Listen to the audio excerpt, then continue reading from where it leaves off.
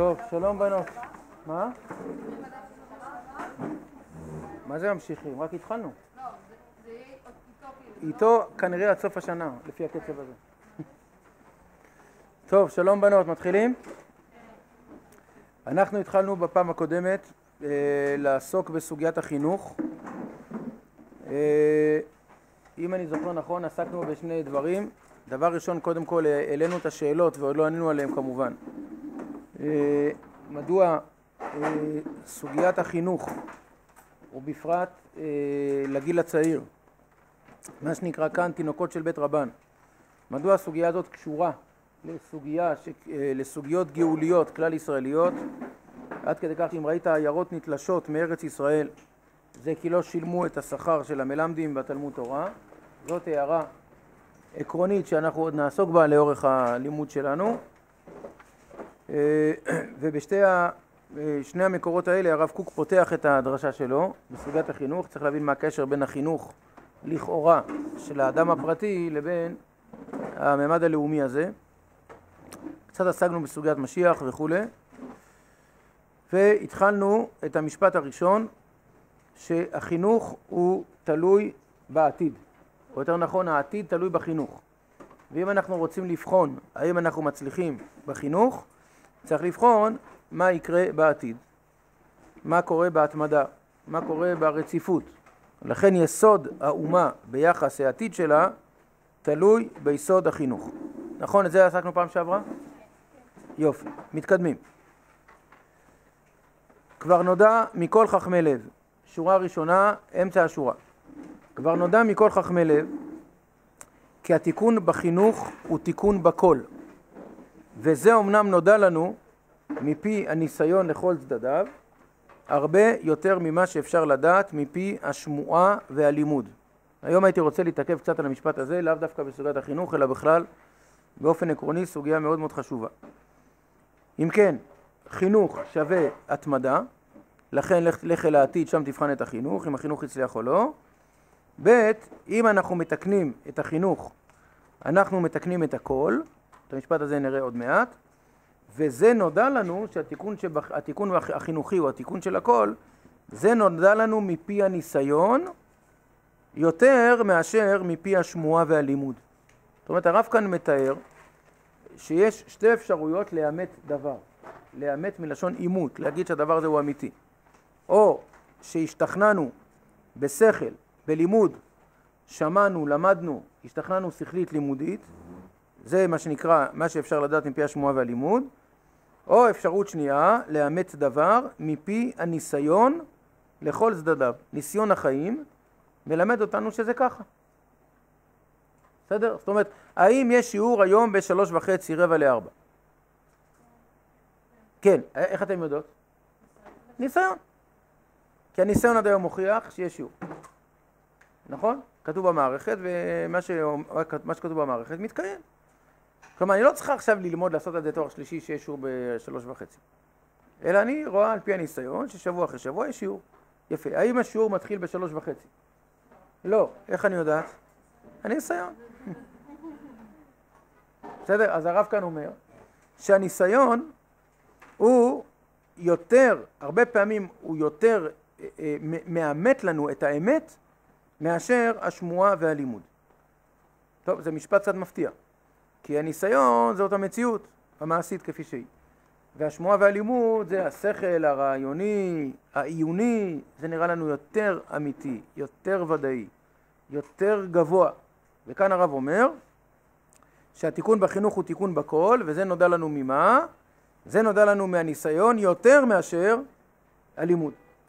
אז אני רוצה קצת להתעכב על המשפט הזה, על החשיבות של לאמת דברים מצד הניסיון, ולאו דווקא ללכת לאוניברסיטה ולעשות דוקטורט, ועל פי השכל העיוני להגיע למסקנות.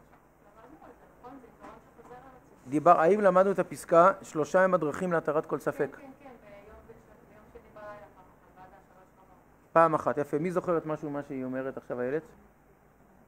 אז אפשר לוותר על זה? לא. אי אפשר לוותר על זה. טוב, אז אני חוזר. אין בסדר, יופי. אז א', אני לא זוכר שדיברנו על זה. ב', אם אתם זוכרות מצוין, וג', אני חושב שכדאי לחזור על זה. בסדר? אז אני עכשיו הולך לפתוח סוגיה קצרה, ממש שליש עמודה בעינייה, להסביר קצת את היחס בין הניסיון לבין הלימוד. איפה אנחנו ממקמים את הניסיון ביחס ללמידה.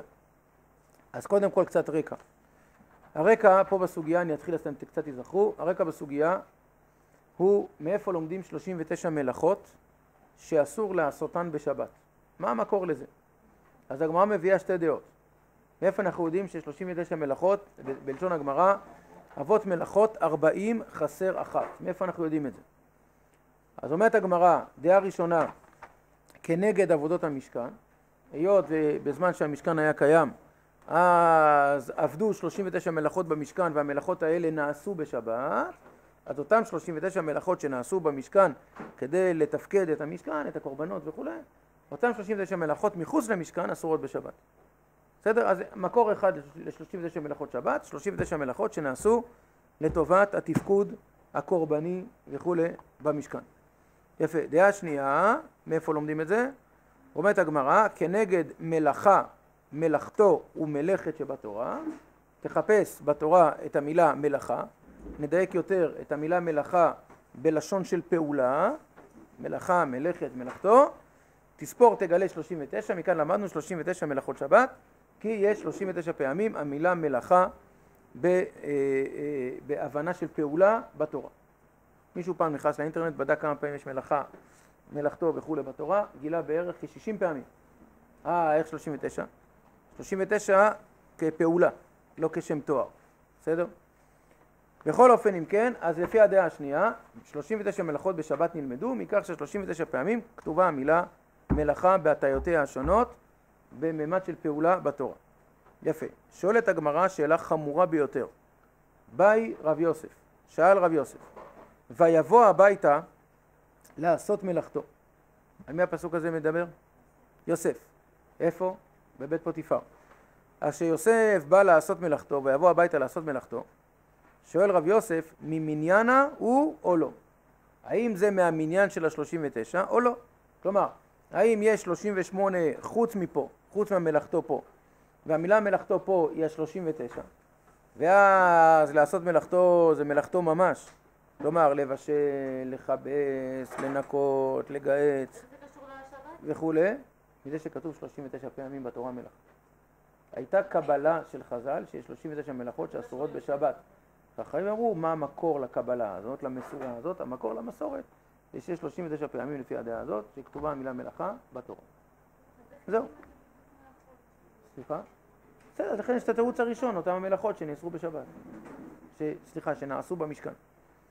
בכל אופן, אני חוזר אלינו אם כן. אז האם המילה מלאכתו כאן לגבי יוסף, ויבוא הביתה לעשות מלאכתו, האם באמת יוסף הלך לעשות מלאכה, מלאכת הבית, ואז זאת הפעם ה-39 ויש 38 חוץ מזה, או, חס ושלום, שיש 39 פעמים מלאכה, מלאכת, מלאכתו, חוץ מהפעם הזאת, ואז ויבוא הביתה לעשות מלאכתו, זה אשת פוטיפר, זה מלאכתו. אז רב יוסף מעיז לשאול את השאלה הזאת. באי רב יוסף, ויבוא הביתה לעשות מלאכתו, ממניין ההוא או לא? זה מהמניין של ה-39 או לא? למה זה בעיה אם לא? אם לא, זה אומר שהוא בא לשכב עם אשת פוטיפר. יפה. עכשיו תגידו, הזכרתי את זה גם פעם שעברה שדיברנו על זה, נתאר לעצמי. אם מישהו היה מעז היום לשאול שאלה כזאת, להעלות על הדעת כאבה אמינא שרב יוסף, שיוסף הצדיק לא הלך לעשות מלאכתו, אלא אשת פוטיפר. מה היו אומרים עליו? כופר, מחלל השם. טוב, אז רב יוסף האמורא הצדיק, הוא יכול לשאול את השאלה הזאת. אבל הייתי מצפה שהתשובה שיענו לרב יוסף היא, רב יוסף, ככה לא מדברים על יוסף הצדיק. יפה, אבל מה הגמרא עונה? אמר לאביי, ענה אביי לרב יוסף, ולתי ספר תורה ולמנה. תביא ספר תורה, נתחיל לספור. אומרת הגמרא, מי לא אמר רבא בר חנא אמר רבי יוחנן, לא זזו משם עד שהביאו ספר תורה ומנעו. לא, הלכו משם עד שבאמת ספרו וראו כמה פעמים יש. הגמרא בסוף מביאה מחלוקת תיקו, כי השאלה איך אתה מונה את הפעמים, אבל נעזוב כרגע. ובכל אופן, הפסקה שאני רוצה ללמוד בעינייה, זה שההכרעה, האם המלאכתו הזה של יוסף הצדיק היא אחת מ-39 מלאכות, או שזה דבר אחר, זה לא מסברה רעיונית, לימודית, תורנית, רוחנית, אלא מניסיון. תביא ספר תורה ונספור. ניסיון שווה המציאות. בואו נראה מה המציאות אומרת. אז זה דבר מפתיע שקושייה כל כך חמורה של רב יוסף לא נפתרה במשקפיים לימודיות, אלא נפתרה במשקפיים ניסיוניות של המציאות. אז כאן הרב מדבר על הסוגיה הזאת. איך יכול להיות תביא ספר תורה ונספור, ובאמת לא זזו משם עד שהביאו ספר תורה וספרו. איך זה יכול להיות?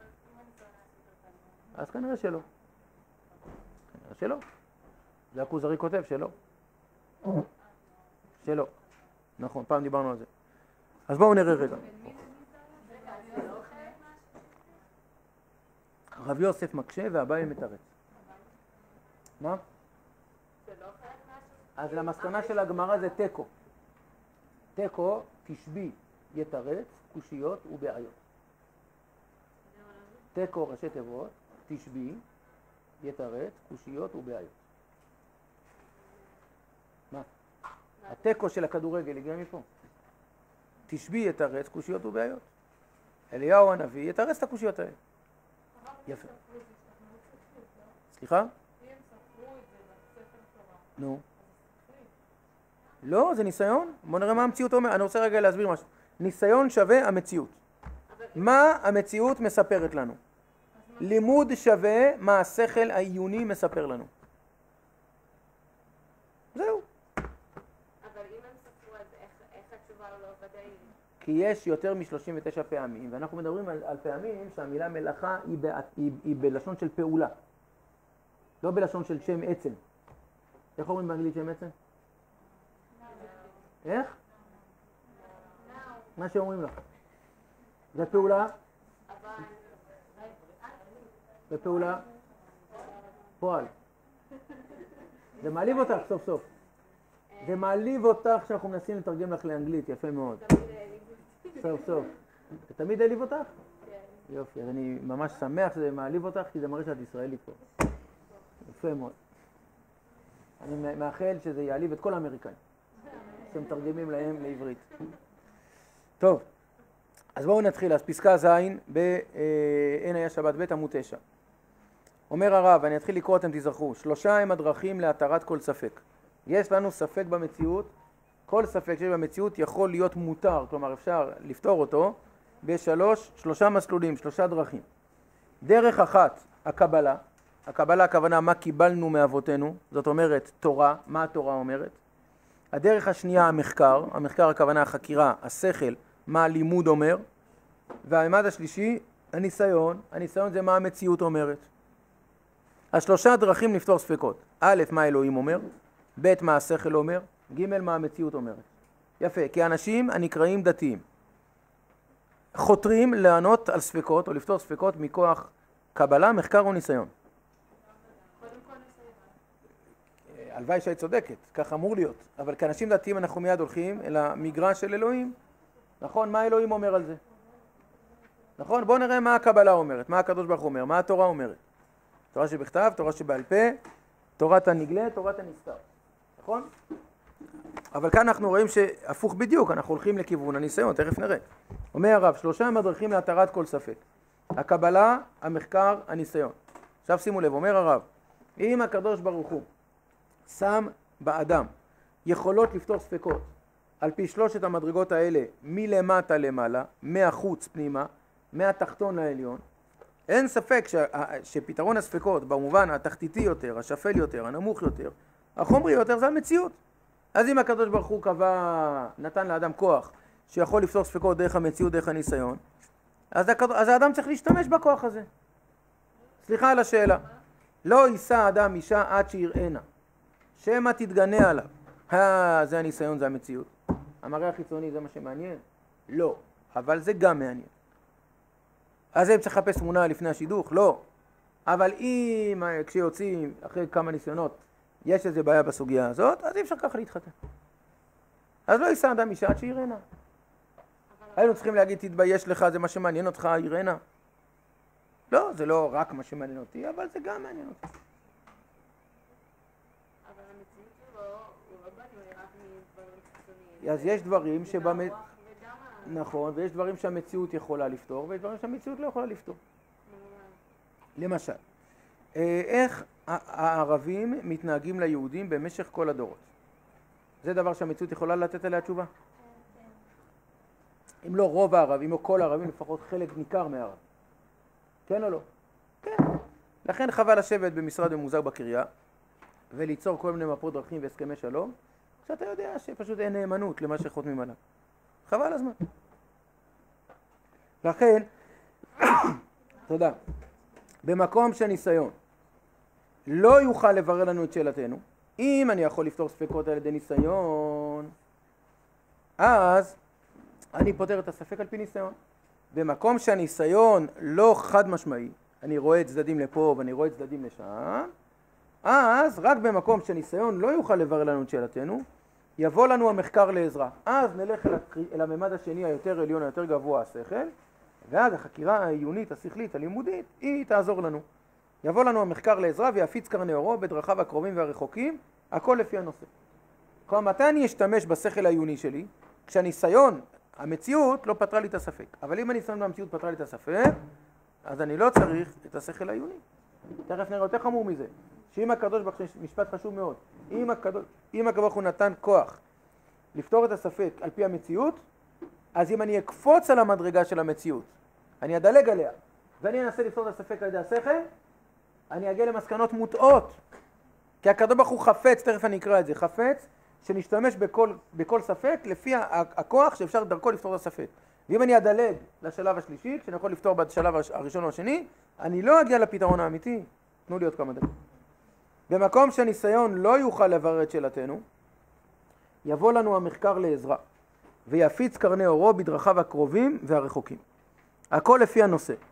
ובמקום שגם המחקר יצר לו, אבל אם יש מציאות שגם החקירה לא תפתור את הספק, ולא יוכל להביאנו עד החוף המובטח, תופיע לנו הקבלה הנאמנה, אז תופיע התורה, מסוד אלוה על ישרים, ותגיד לנו מה פתרון הספק, להביע לנו חדוות צפונות ופלאות חוכמה. אבל עכשיו המשפט המרכזי, חלילה לנו להשתמש בכוח צפון, ביות לאל ידינו לחשוף את מקור ידיעתנו מכוח גלוי. כשאפשר לפתור ספקות בכוחות גלויים, לא צריך לאמץ את הכוחות הצפוניים. לכן במקום שאפשר לפתור את הספק על פי הניסיון, לא צריך להגיע, שזה הצד הגלוי יחסית, לא צריך להגיע למחקר השכלי, שזה הצד הצפון. ובמקום שהניסיון לא עוזר ואפשר לברר על ידי הצד השכלי שהוא יחסית גלוי לתורה, לא צריך להגיע לתורה. מתי נגיע לתורה? כשהניסיון והמחקר לא יכולים לפתור את הספקות. אבל חלילה לנו להשתמש בכוח צפון, ביות לאל ידינו לחשוף את מקור ידיעתנו מכוח גלוי. על כן, לא נשית פנינו למחקר רעיוני, במקום שיש לנו ברור ניסיוני פשוט. כשאפשר לברר את הסוגיה באופן ניסיוני על פי המציאות המעשית, לא צריך לחקור חקירות. וכן הלאה, ולמדנו מזה גם כן, שלא נחדל מחקור בכל דבר אשר יד מחקרנו הבאנו שמה, בדברים שאפשר לברר אותם על פי החקירה השכלית, אז אנחנו חייבים לחקור ולא מיד לקפוץ מה אלוהים אומר. כי במה שיש מקום להגיע בבטחה בכוח אחד, גם אם הוא נמוך, לא ניתן מאדון כל הנשמות שימוש לכוח אחר בעיקרו. זה משפט חשוב מאוד. אם הקדוש ברוך הוא ברא כוחות שדרכם ניתן לפתור ספקות, הקדוש ברוך הוא רוצה שנשתמש בכוחות לפי הסדר המודרג שלהם ולא נדלג ולא נשתמש בכוחות שדרכם אפשר לפתור את הספקות. ואם נעשה את זה, אז אנחנו לא נגיע לפתרון האמיתי של הבעיה. לכן, אף על פי שאנחנו יושבים פה ולומדים, אבל יש מציאות של בירור ספקות שהיא על פי הניסיון, והניסיון הזה הוא לא פחות חזק מאשר השמועה והלימוד. אז אומר הרב אצלנו, אני חוזר אלינו, אומר הרב אצלנו, כבר נודע מכל חכמי לב, כי התיקון בחינוך הוא תיקון בכל. איך אנחנו יודעים שאם אנשים מחונכים הכל מתוקן? וזה אמנם נודע לנו מפי הניסיון לכל צדדיו. ואתה רואה על פי ניסיון החיים, מה קורה לאנשים מחונכים, איך הם מגיבים אל המציאות, איך הם פועלים במציאות, מה סדרי העדיפויות שלהם במציאות, איך הם מכריעים את המציאות, איך הם מתנהלים בחברה וכו'. אז אתה רואה, על פי הניסיון נודע לנו שתיקון בחינוך הוא תיקון בכל, הרבה יותר ממה שאפשר לדעת מפי השמועה והלימוד. זהו. אז עד שאנחנו מעצימים ובצדק את הממד השכלי, הלימודי, העיוני, יש ממדים ומצבים שבהם צריך לברר את הדברים דרך המציאות המעשית. משפט אחרון, אני חושב שהטעות החמורה שאנחנו טועים היום ברמה הפוליטית, מה שקוראים, היחס שבין מדינת ישראל לערבים בתוכנו ומסביבנו, לפחות רובם ככולם, או חלקם כרובם, זה כי אנחנו יושבים בחדר ממוזג ומתחילים להפעיל את השכל, ולא משתמשים במציאות החיים. שתי מדינות לשני עמים, כן, סברה ישרה, שניים אוחזים בטלית יחלוקו. סברה ישרה. כן, אבל האם החלק של הצד השני באמת זה החלק שלו? והאם כשהוא קיבל רק חלק הוא הסתפק בזה לאורך ההיסטוריה? וכו'. הניסיון מוכיח שלא. טוב, הערות, טענות, בעיות. בבקשה. שתי שאלות. כן. שאלה ראשונה זה ייעוץ עם רב, כאילו לאיזה הגדרה זה נותן למחקר או תרלו, אם את שואלת רב ברמת השכל שלו ועומק המחשבה שלו וכו', אז זה שכלי. אם את שואלת רב ברמת היראת שמיים שלו והקדושה שלו, אז זה אלוהי. מה? איך אפשר להפריד כאילו בין השתיים? אני מאחל לכל אחת מהיושבות פה שלא תצטרך לשאול רב אם להתחתן עם הבחור שהיא מתלבטת אם להתחתן איתו. שתחליט את זה על פי דעתה ושכלה והרגשתה וכו'. יכולה אחר כך להתקן את הרב שלה, לבקש אולי ברכה מהרב שלה. רב הוא לא פתרון לכל הבעיות. זה לא איזה כספורמט לפתרון בעיות. לא ברור בכלל. לכן אשרי בני הזוג שהם מתוך עצמם הגיעו למסקנה שכמובן אם סתם מדובר על בוסר וילדותיות והתלהבות רגשית וכדומה, אז זה ודאי דבר שהוא מסוכן. טוב, אז אני חוזר רגע אלינו רק כדי להבין את המשפט שכאן הרב אומר. אם כן, ידוע לנו, כבר נודע מכל חכמי לב. גם הביטוי חכמי לב, הזכרנו כמה פעמים, חוכמה היא במוח והרגש הוא בלב. מה זה חכמי לב? אלא אדם שהחוכמה שלו, השכל שלו, הוא מגיע עד הנפש שלו, עד ההרגשה, השכל האובייקטיבי מגיע להרגשה סובייקטיבית, והרגשה הזאת, כמו הלב שמזרים דם לכל האיברים, הרגש הזה הוא מזרים דם לכל האיברים.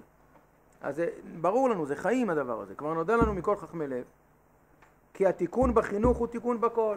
כל אדם נורמטיבי, הגיוני, יגיד לך, תשמע, אם האדם יהיה מחונך, האדם הפרטי, החברה תהיה מחונכת, הכל יהיה. תמיד הרב ציוד היה אומר ששני התיקים החשובים בממשלה זה תיק החינוך ותיק המשפט. דיברנו על זה כמה פעמים. תיק החינוך, כי זה הלכתחילה של הכל, ותיק המשפט זה התיקון של הבדיעבד שסתם הלכתחילה. אז יותר מחוץ וביטחון וכלכלה וכו', החינוך לכתחילה והמשפט שמחזיר את הלכתחילה, את הבדיעבד אל הלכתחילה, אלה שני התיקים המרכזיים מצד האמת. אז כבר נודע מכל חכמי לב, כי התיקון בחינוך הוא תיקון בכל. תתארו לעצמכם שכל מדינת ישראל, או כל הצד הנשי שבמדינת ישראל, היו עוברות שנה במכון הוראה מה שאתן עוברות. תארו לעצמכם איך היה מתגלה הצד הנשי בישראל. לקחו את הצד האנשי הגברי, תעבירו אותו למכון מאיר, תחשבו איך היה נראה הצד האנשי. זהו. התיקון בחינוך הוא תיקון בכל. זה נודע מפי הניסיון, הרבה יותר ממה שאפשר לדעת מפי השמועה והלימוד. אז אם כן, מה הרווחנו? רק נסכם רגע. הרווחנו ככה, חינוך שווה התמדה, חינוך שווה תיקון בהכל. אתה רוצה לתקן את הכל, את ההווה, את ההווה ואת העתיד, אתה רוצה לתקן את כל מערכות החיים, כל ממדי החיים, כל הרבדים, כל התחומים, תקן בחינוך. אנחנו לא נוגעים בעוד איזה סוגיה, אנחנו נוגעים בהסוגיה. כן. כאילו, למשל למערכת המשפט, אנחנו רואים שבאמת הם הולכים לפי ניסיון, ולא לפי תורה, וזה נראה רע מאוד. לא הבנתי. אמר שצריך ללכת קודם ניסיון, חוכמה, לא, זה בספקות, שהם לא ספקות הלכתיים. פה מדובר בספקות מעשיים. כמו מה? כמו, למשל, הדוגמה שהזכרתי מקודם. האם ב3:15 יש שיעור או לא? 3:30. זה דברים מאוד קטנים. בסדר, בדברים שהתורה אמרה, צריך ללכת על פי מה שהתורה אומרת, ברור. אבל אני אומר, אם יש לנו שכל ישר, ואנחנו רואים את המציאות בצורה ישרה, ולא מעקמים את המציאות כפי שאנחנו רוצים לראות את המציאות, אז ברור שגם ההשקפה התורנית היא תתאים לניסיון, למציאות. אם אנחנו מעקמים את מה שאנחנו רואים, אז ברור שתהיה סתירה בין תורה לבין מציאות. האם האנושות מתכוננת למלחמה? בגדול. כן. אז מה אתה מדבר איתי על שלום? כל העמים מתכוננים למלחמה. זהו, אתה יכול לדבר עד מחרתיים על שלום. כולם מתכוננים למלחמה. זהו. אז תתכונן גם אתה למלחמה. אל תהיה באשליה. אתם לא מסכימות עם המשפט הזה?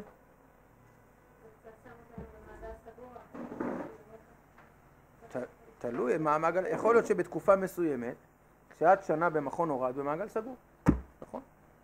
את לא יכולה ללכת ללמוד פסיכומטרי, את לא יכולה לעשות שירות לאומי, את לא יכולה ללכת ללמוד באוניברסיטה, את לא יכולה ללכת לעבוד, את במעגל סגור. את בתוך מכון הוראה עכשיו, נכון? בסוף יהיה שלום. בסוף. לא אמרנו שלא. העולם צועד אל השלום דרך המלחמה. היום הייתי בנסיעה, היה באוניברסיטה בתל אביב, הייתה איזו הפגנה של סטודנטים ערבים ליום הנכבה, יום האסון. הקמת מדינת ישראל היא יום האסון למי שקורא לעצמם פלסטינאים. ומולם הייתה הפגנה של אנשים אחרים, שמה פתאום וכו'. אז הייתי בנסיעה ולא האמנתי למה שאני שומע. אז המראיינת ברשת ב' שואלת את דוקטור שכתב איזה ספר על יום הנכבה, ושמשהו, העצמאות שלנו הוא אסון שלהם. והיא כל הזמן מנסה להתפתל איך מצד אחד זה לא האסון שלהם ומצד שני זה כן העצמאות שלנו. והוא כל הזמן אומר לה, מה שהוא העצמאות שלכם זה האסון שלנו. כן. זה האסון שלהם. כן. כן. מה את מפחדת להגיד את זה? כי היא מראיינת בכל ישראל. זה האסון שלכם שהארץ שגזלתם חזרה לבעליה. כן, זה האסון שלכם. זה האסון. ומדינת ישראל העצמאית והריבונית, היא לא תיתן באופן ממלכתי לקרוא ליום הזה יום האסון. ולא תיתן לאיזה דוקטור ברשת ממלכתית לדבר 10 דקות. אבל היא כן נותנת. מנסים לחבס את המילים. בוא נחבס. אין מה לחבס. מדינה ליהודים, לא מדינה לערבים. נקודה, 3 סימני קריאה. זהו. אין פתרון מושכל בזה, אין בעיה. התורה אמרה אחד הפתרונות, מלחמה. בסדר, זה אחד הפתרונות. אבל הרב, אני שומע את ערוץ 2. כן, מה אומר ערוץ 2? זה נשמע שזה יותר הגיוני שהחוויה היא יותר המדרגה הכי עליונה, כי אנחנו משפיעים עליה, כאילו הידע וכל מה שאנחנו עושים זה בא ממנו, והמציאות זה מה שהשם עושה לנו. לא הבנתי, עוד פעם. הרב כאן אומר, אני חוזר רגע למה שאנחנו לומדים כאן, שכדי להבין שהחינוך בתיקון הוא חינוך בכל, לא צריכים להיות למדנים גדולים, מספיק פשוט לראות את ניסיון החיים. מספיק להסתכל על המציאות ולראות שחברה מחונכת היא חברה מתוקנת. חברה לא מחונכת היא חברה לא מתוקנת. זהו, יפה. עכשיו, על גבי זה מה את אומרת? מה שאמרת מעין היה, כן. כל מקרה מעין היה, זה כאילו שהניסיון, או שלא הבנתי אותך נכון, הבנתי שהניסיון הכי נמוך, כאילו... הניסיון הוא המדרגה הכי נמוכה. אבל למה? כי זה המציאות. העיתונים מספרים לנו מה... המציאות זה מה שהשם מנהל. נכון, אבל זה פחות מהצד הלימודי. המציאות הכוונה מה כתוב בעיתונים, מה קורה בפועל, במציאות, מה המקרים בהיסטוריה. בדיוק. ברור שהקדוש ברוך הוא משגיח על זה, בסדר, אבל אתה לא צריך בשביל זה להפעיל את השכל הלימודי. בדיוק, השכל הלימוד זה בא... אני מסכים איתך שמבחינה מסוימת ההתגלות של הקדוש ברוך הוא במציאות היא הגילוי היותר עליון. נכון, בשורש הפנימי אולי זה ככה, אבל ברמה מעשית, זה הייתי אומר גופני, זה המציאות. השכל זה יותר שכלי, זה השכל. הלימוד זה השכל, והקבלה זה יותר הנשמה. אז גוף, שכל, נשמה, נראה כלפי חוץ שהגוף הוא החלק הכי תחתון. נכון. אבל בשורש הצודק, זה הגילוי היותר ברור. נכון. טוב, אפשר להתקדם? המשפט הזה הוא משפט מאוד מאוד חשוב. בסדר? הניסיון הזה, נתינת הכבוד, נתינת הערך, נתינת המקום למציאות המדברת. לא לדלג על המציאות, לא לקפוץ מעל המציאות. כן, הרבה פעמים, אתן עוד פעם דוגמה בתחום של בינו לבינה, הרבה פעמים בחור ובחורה יוצאים לדייט, ומבחינה שכלית נראה להם א' ב' ג', ומבחינת החוויה, כן, מה שאמרה עכשיו לאה, החוויה, הביחד, המשותף שלהם בפגישות האלה, יש איזו מסקנה אחרת ממה שהשכל אומר. אני לא רוצה לקרוא לזה אינטואיציה, לא רוצה לקרוא לזה הרגשה, אבל יש איזה משהו שאין לי מילים להגיד אותו, שהוא מאוד מאוד עמוק. נכון, הרב משכנע אותך שזה נראה לו השידוך הכי מתאים מששת ימי בראשית, ואת, משהו באינטואיציה הפנימית שלך ובחוויה המעשית שלך אומר, זה לא שייך, זה לא זה. אז עם כל הכבוד למה שהרב יגיד, הוא אומר, בסדר, שיגיד. הוא לא נמצא בחוויה שלי, בניסיון החיים שלי, במציאות שלי. דרך אגב, רב חכם ואמיתי, הוא גם, לפני שהוא מביע עמדה, הוא ינסה לברר מה את חובה שם בתוך הקשר הזה. מה האינטואיציה הפנימית שלך אומרת שם. שזו הגדרה מאוד חשובה. מה קורה שם בפנים. אז ניסיון החיים צריך לתת לו מקום של כבוד, וזה מה שאומר הבא לרב יוסף. תביא ספר תורה ונספור. בואו נראה במציאות המעשית, פשוט נספור את האותיות. סליחה, נספור את הפעמים שנאמרה מילה מלאכה. זו נקודה מאוד מאוד יסודית. הלאה. אז אם כן, משפט ראשון הייתי אומר חינוך שווה התמדה, משפט שני הייתי אומר חינוך שווה הכל. והכל הזה נלמד לנו מפי הניסיון. אפשר להבין את זה בשכל, אפשר לכתוב דוקטורט למה החינוך זה הכי חשוב, ואפשר פשוט גם לראות את המציאות שיש הצלחה בחינוך, יש הצלחה בהכל. כמובן, עכשיו כל אחד יתווכח, מה נקרא הצלחה בחינוך? אחד יגיד, הצלחה בחינוך זה לגדל אנשים עם רגישות חברתית. יפה. אחד יגיד, הצלחה בחינוך זה לגדל אנשים עם יכולת אינטלקטואלית גבוהה. בסדר. אחד יגיד, הצלחה בחינוך זה לגדל אנשים אידיאליסטים מבחינה אלוהית. טוב. עכשיו נתחיל להתווכח מה נקרא חינוך. אבל קודם כל, חינוך שווה התמדה, ב' הצלחה בחינוך זה הצלחה בהכל. הלאה, עכשיו אנחנו פותחים סוגיה אדירה. החינוך צריך שיהיה, כן. אם בן אדם לא רוצה להתחנך, אז יש לנו בעיה. יש לו בעיה עם עצמו ויש לנו כחברה בעיה איתו. את אומרת הערה מאוד חשובה, שיש לא מעט אנשים שלא רוצים להיות מחונכים, לא רוצים להיות מוסריים, לא רוצים להיות ערכיים, לא רוצים להחליט את החלטותיהם על פי השכל, אלא רוצים מה שנקרא לזרום, תן לחושים, לרגשות, להכריע את החיים. את צודקת, זה בעיה חמורה מאוד. זה בעיה חמורה שאנחנו נותנים לחושים ולרגשות להשתגע, ועוד נותנים לזה לגיטימציה. איך משתלטים על התופעה? מחנכים. או למשל קובעים גבולות של ממלכה, של מדינה. למשל, תחרות השירה הנקראת אירוביזיון, היינו צריכים להחליט מזמן שאין לנו שום שייכות אליה בכלל. ב' ודאי שהיינו צריכים להחליט מזמן שהנציג שלנו, הנציגה שלנו, ששרים באירוביזיון, הם צריכים להיות אנשים שגם המראה החיצוני שלהם, וגם סדר ההתנהלות שלהם, וגם השפה שבהם הם שרים את השיר, ייצג את העם היהודי. אבל זה מתאים לאירוביזיון. הכל בסדר. 3 נקודות. מה לא? הסברתי מצוין. אין באמת בן אדם שלא רוצה להתחנך. לא, היא צודקת, מה שמך, סליחה? פנינה אומרת שהיום אנחנו חיים בתקופה שיש אנשים, בפרט בגיל הנערות וגם אחר כך, שלא רוצים להתחנך. לא רוצה להיות אדם רציני. לא רוצה להיות אדם מחונך. לא רוצה להיות אדם אידיאליסט. תן לי לפרוק את החושים, את הרגשות, את הרגע, את הספונטני. זהו. זה נהפך היום לתרבות.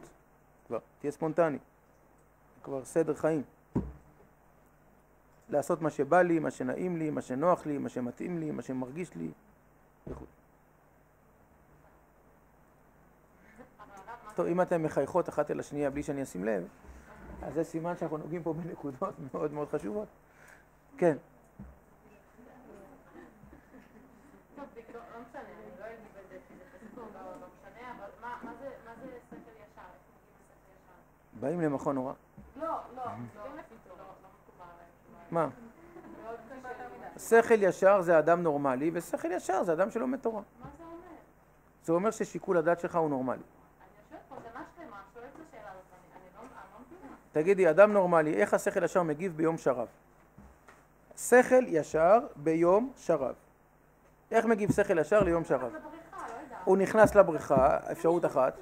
אפשרות שנייה. לא, שכל ישר אומר, תיכנס למקום שבו אתה תתקרר, מצוין, אחת האפשרויות להתקרר זה בריכה. טוב מאוד. או א', להיכנס, אם לא היה לי שיעור, הייתי הולך לבריכה, תאמינו לי. להיכנס לבריכה, או מזגן. שכל ישר אומר לך, אל תהיה עכשיו במדבר, אפילו אל תהיה ברחוב. לא כדאי. חבל. אל תסגור את עצמך באוטו. זה שכל ישר. זהו. למה זה מצחיק? למה? שכל ישר שווה שכל שמגיב באופן הגיוני, מוסרי, ערכי, נכון לסיטואציות משתנות. זהו. מצוין, השכל הישר שלך הוא לא השכל הישר שלי, אבל יש סיטואציות משותפות, כמו איך השכל מגיב ליום שרב, שנראה לי שסך הכל נסכים איך מתנהגים ביום שרב. ואיך יהודי צריך להגיב לאירוע ביזיון. רק אני לא מבינה את זה, באמת, רק אני לא מבינה את זה, זה פשוט, הילד זה בסדר. תגידי, אני יכול לשאול שאלה גסה? שאלה גסה, מי שישבה אתמול מול האירוע ביזיון הזה? לא, אשריכם ישראל. אז בואו עכשיו תלמוד תורה. תשמעו לא יודע מה, תעשו לא יודע מה, אבל מול נציג שככה הוא נראה של עם ישראל. במקרה הייתי אצל ההורים שלי לפני כמה ימים, ראיתי את ההקדמה לאירוביזיון, איזה דקה ורבע. לא יאומן. אין לי מושג מי זה הבן אדם הזה, מה הוא מסמל, מה הוא מדבר, כלום.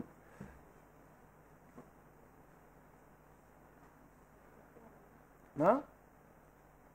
מתוך תורה, לא מתוך שכל ישר. לא מתוך תורה, זה לא שכל ישר, שעם ישראל הוא עם. בשם התורה, מה בהגיד זה תרבות, זה מוזיקה? מה תרבות. בשם התרבות אפשר להגיד הכל. כן.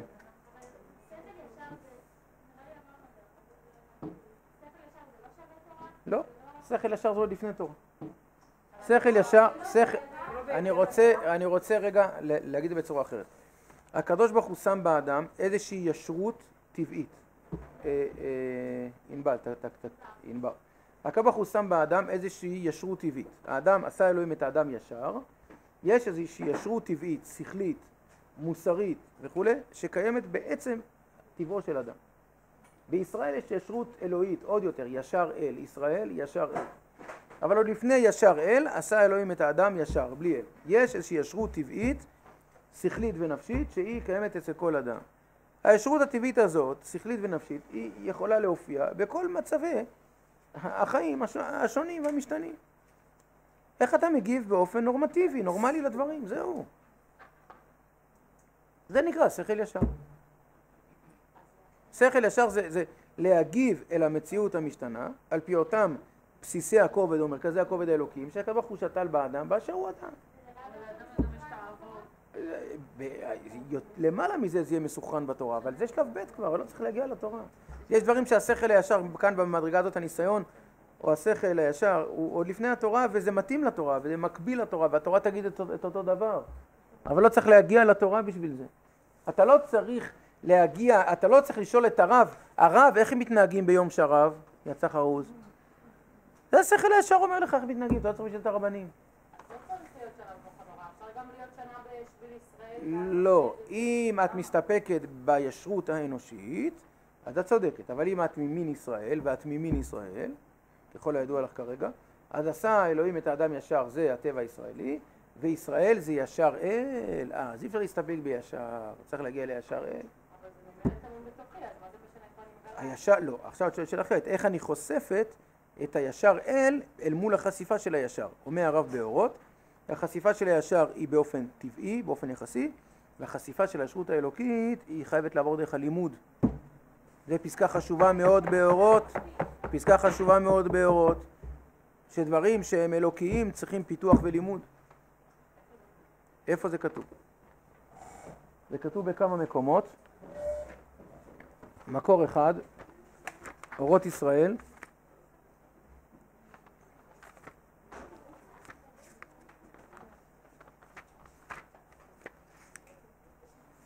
אורות ישראל, פרק ו' פסקה ג', נא להקשיב. אחד מההבדלים הנמצאים בין לאומיותם של ישראל ללאומיות של כל עם ולשון, אחד מההבדלים בין לאומיות ישראל ללאומיות שאר העמים, הוא, עכשיו משפט קצת מסובך, שהיסוד הלאומי והרגשתו אצל כל עם ולשון, כלומר הטבע הלאומי אצל כל עם, יש לו בפסיכיקה הלאומית, בפסיכולוגיה הלאומית של כל עם, אותו הערך של תביעה טבעית בפסיכיקה הפרטית, כמו הפסיכולוגיה של אדם פרטי, של הפסיכולוגיה הלאומית, שמה? עכשיו הוא מסביר, שהיא, כל אדם טבעי יש לו איזה פסיכולוגיה טבעית כזאת, שמה? שהיא מתקדמת ומתגדלת יחד עם טבע הגידול, בלא פיתוח מיוחד. האדם גדל ביולוגית, פיזיולוגית, הוא לא צריך להפעיל איזה בחירה חופשית כדי לגדול, נכון? הוא גדל טבעי. אותו דבר, הטבע האנושי המוסרי הבסיסי שבך, הוא גדל איתך טבעי. אותו דבר, הטבע הלאומי שלך הוא גדל איתך טבעי. אז אם אתה אמריקאי, הפטריוטיות הלאומית שלך היא צומחת ממך באופן טבעי. אתה לא צריך ללמוד את זה במכון הוראה. זה אצל אומות העולם, שהישרות הפרטית והלאומית היא טבועה בהם כטבע והיא גדלה באופן טבעי ואוטומטי ללא צורך בפיתוח ולימוד. מה שאין כן הלאומיות הישראלית וכן הטבע הישראלי, היא מיוסדת על פי תביעה מוסרית גדולה ועמוקה, זה לא טבעי פה. פה זה אלוהי מוסרי. ותכונה מוסרית צריכה פיתוח לעולם, ואינה מתגדלת בטבע בעצמה. אז אם אנחנו שואלים את עצמנו, איך יכול להיות שדברים שהם טבעיים לאומות העולם לא טבעיים לנו? ברור, כי אצלם זה טבעי ומספיק הטבעי להוציא את זה מכוח לפועל, ואצלנו זה אלוהי, וכל דבר שהוא אלוהי צריך פיתוח ולימוד. ואם לא נפתח ונלמד את זה, אז זה לא יתגלה. כנס כבודו. ניכנס כבודו. ותכונה מוסרית צריכה פיתוח לעולם ואינה מתגדלת בטבע בעצמה. אז אנחנו נראה תיקון טבעי אצל אומות העולם פרטי לאומי, ובאותו הממד הטבעי נראה אצלנו קלקול. זה קשור על 5 המדרגות האלה. שהמדרגה התחתונה נמצאת בעליונה לפי הערך של העליונה. שלום.